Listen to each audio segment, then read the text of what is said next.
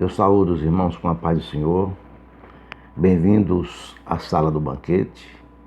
Nós vamos agora participar do nosso espaço focados na EBD. Na lição que vamos estudar a primeira deste trimestre, no domingo. Daniel ora por um despertamento. Então este espaço aqui, o comentarista ele colocou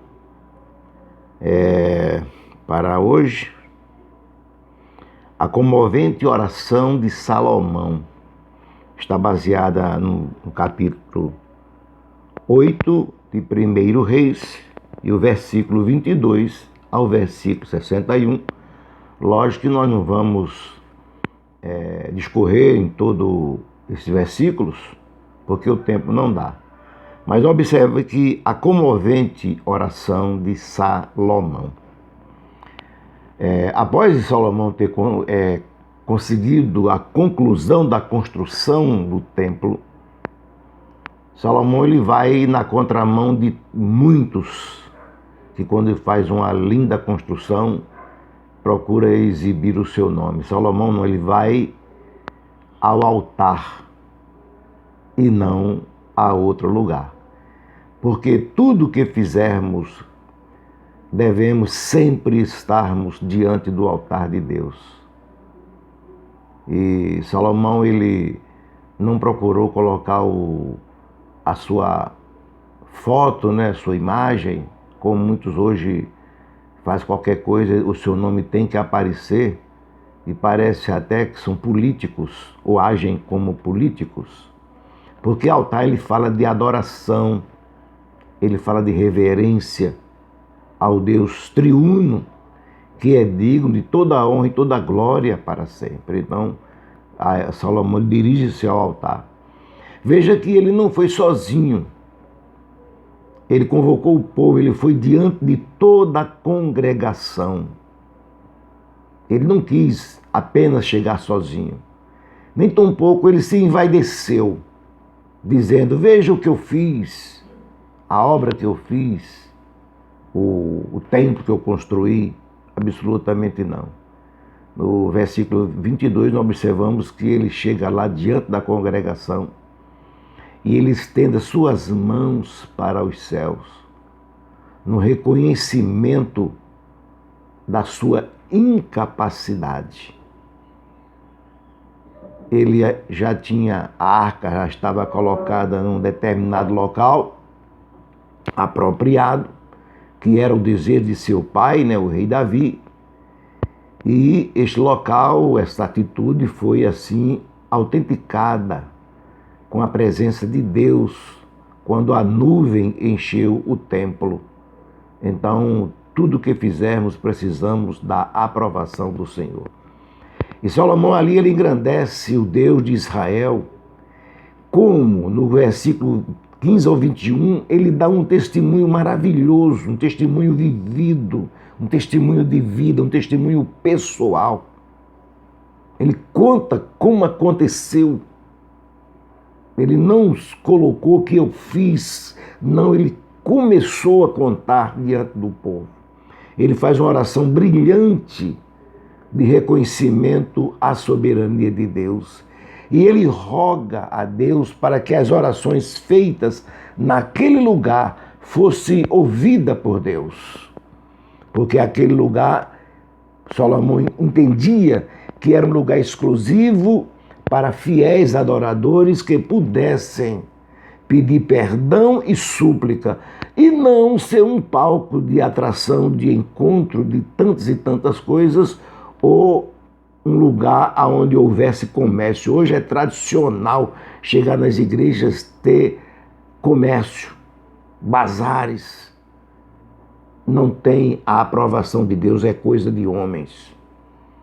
Salomão diz que aquele lugar era exclusivo para que o povo chegasse lá e adorasse ao Senhor. Hoje é notório, chega nas igrejas, tem uma cantina. Uma cantina lá, tem que comprar. Não, a casa de Deus não é casa de comércio, não. Se Jesus chegasse hoje, faria como ele fez no templo, lá em Jerusalém, derrubava as mesas dos cambistas E muita gente ia correr, porque o lugar da sua casa, ele disse, a minha casa é casa de oração e não é casa de comércio. E muitos fazem, ainda bota lá um termo pejorativo, comércio, bazar missionário. É falta de entender a grandeza de Deus. E aquele lugar era um lugar exclusivo para que os fiéis adoradores pudessem pedir perdão, pudessem suplicar, pudessem orar a Deus com muito, assim, com tempo exclusivo. E veja que a preocupação de Salomão quanto ao templo, ele sabia que o espaço era insuficiente para a habitação de um Deus tão grande como o seu. Mas ali ele reconhecia que seria um lugar específico para o povo ter um pleno momento de reflexão e oração. É o que muitas vezes não acontece hoje nas nossas igrejas. Tem aquele lugar exclusivo para reflexão, de oração. Muitos chegam na igreja, nem mal se ajoelha, já começa a conversar, começa a bater aquele papo, e Deus se entristece com isso, e o Espírito Santo não age. Salomão agora ele se preocupa com algumas ocorrências que fatalmente viriam a acontecer. Ele diz que quando houvesse conflitos pessoais entre o povo, onde houvesse dúvida judicialmente, que tudo fosse esclarecido e que o culpado fosse culpado realmente e não houvesse uma controvérsia. Então veja que hoje muitos cristãos estão procurando a solução do problema do Brasil através das autoridades. As autoridades estão perdidas mais do que cego em tiroteio. São as autoridades que Deus permitiu que estivesse lá, então porque a igreja permitiu que tivesse uma autoridade deste nível, pelo seu comportamento de vida, pela sua postura diante do Senhor. Então precisamos entender isso com muita razão. Então ele também dizia que se o povo de Israel viesse sofrer alguma derrota bélica, e se reconhecesse, se o povo se reconhecesse o seu pecado e se arrependesse, que Deus perdoasse. Ele pediu ainda que Deus restaurasse a sua perda. Ele conclui dizendo, se Israel ficasse no pecado, viesse a cometer pecado, e Deus disciplinasse, a ponto de haver um arrependimento por parte de Israel, Deus o perdoasse e ainda assim ensinasse. Ele diz aqui, o bom caminho.